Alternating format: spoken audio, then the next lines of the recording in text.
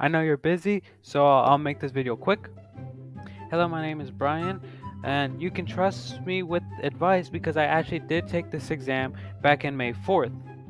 You can also trust me because I'm not trying to sell you a course or some sort of study guide. I'm gonna give you advice that I would want. Although textbooks are very essential in school, they deliver high amounts of information that is not easy to comprehend. Yes, you can study the textbooks from page 1 to the ending, but they are not high impact actionable help like I will help you. Moving on, part 1, test taking tips. Although you don't need a watch to take the exam, they can be very essential to help you understand how much time you have in each section and if you can spend a bit more time on a certain problem or if you have to answer it right away.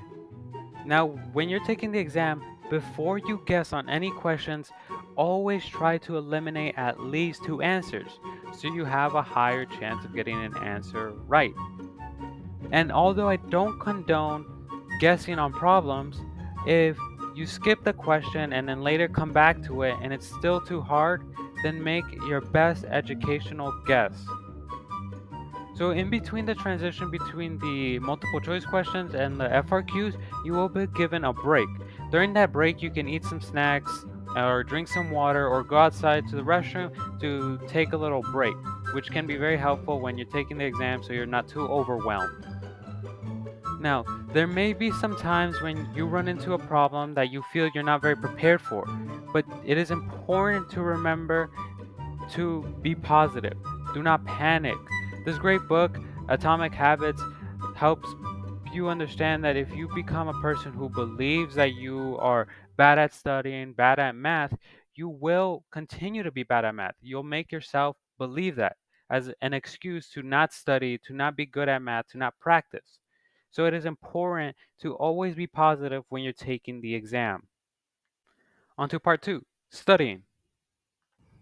Do not study 3 hours for 3 days when you can study a week in advance for 25 to 30 minutes every day for a week. Trust me, this will help you out so much, help you get a better understanding, and give you more time to ask questions to your teacher. Again, although textbooks are great, I would recommend that you get a Barnes or some other test prep, or you can even ask your teachers for practice tests. It can help you understand the information in bite-sized pieces. It can also give you an idea of what actually taking the exam feels and looks like. Now, always remember, Google is your friend. You can use the internet to answer any questions you have, such as this very great teacher on YouTube, Mr. Sins. He does an overview of all the content in a PhD. Friends. Friends can help you a lot. Study with your friends, help review, or even teach each other. Or you can also just participate in class conversations, whether that's raising your hand to answer a question or going up to present.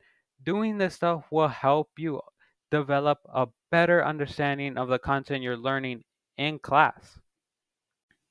Do not study the day before the test. It will only make you more tired.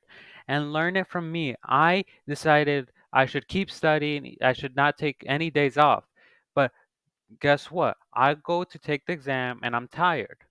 But either way, I still managed to pull through and get a great score on the exam. And lastly, please subscribe, share the video, and like the video because I need internet clout.